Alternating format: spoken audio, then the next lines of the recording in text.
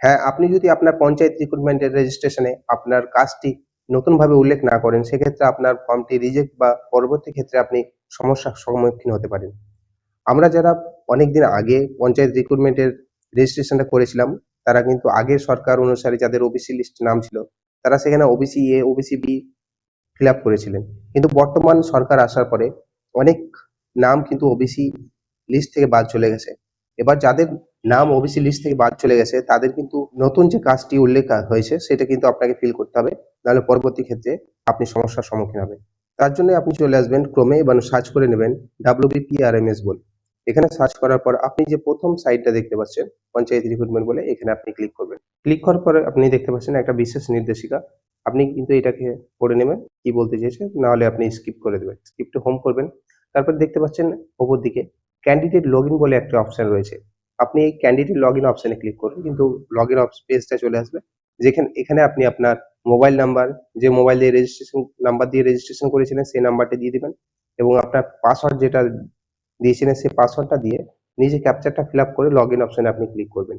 Login করে নেওয়ার পরে আপনি কিন্তু এরকম একটা ইন্টারফেস পাবেন, যেখানে আপনার নাম, রেজিস্ট্রেশন নাম্বার, মোবাইল নাম্বার, এই সমস্ত তথ্য কিন্তু আপনি এখানে দেখতে পাবেন।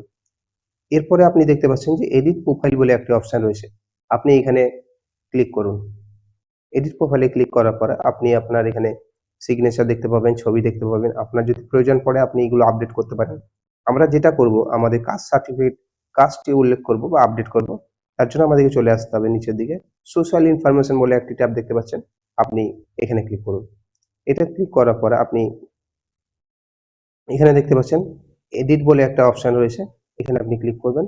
তারপরে আপনার যে ধর্ম অর্থাৎ রিলিজিয়াস যেটা আছে আপনি সিলেক্ট করে নেবেন। তারপরে আপনার নতুন যে সার্টিফিকেট হচ্ছে, অর্থাৎ আপনি জেনারেল না ওবিসি, আপনি সেটা কিন্তু এখান থেকে সিলেক্ট করে নেবেন। আমার কিন্তু আগে ওবিসি এ ছিল, এখন জেনারেল, তাই আমি জেনারেলটা সিলেক্ট করি না। জেনারেল সিলেক্ট করার পরে আপনি কিন্তু সেভ বাটনে ক্লিক করলে কিন্তু আপনার এটা আপডেট হয়ে যাবে। যেহেতু আমি আগে থেকে করে রেখেছি তার জন্য এটা নিল না।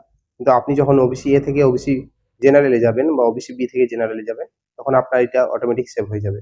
এখান থেকে আপনি যদি আরো কোনো ইনফরমেশন অ্যাড করার বা এডিট করার প্রয়োজন পড়ে, আপনি কিন্তু নিচে অনেকগুলো ট্যাব দেখতে পাচ্ছেন।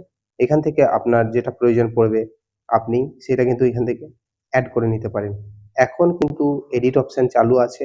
আপনি যদি এখন না করেন, পরবর্তী ক্ষেত্রে যখন ট্যাবটি বন্ধ হয়ে যাবে, অর্থাৎ এডিট অপশন বন্ধ হয়ে যাবে, তখন কিন্তু আর আপনি করতে পারবেন না। তখন কিন্তু অনেক সমস্যার মধ্যে আপনি পড়তে পারেন। তাই বলছি, আপনি এখনই খুব তাড়াতাড়ি আপনি কিন্তু আপনার কাজটি নতুনভাবে আপডেট করে নেবেন। না, ধন্যবাদ।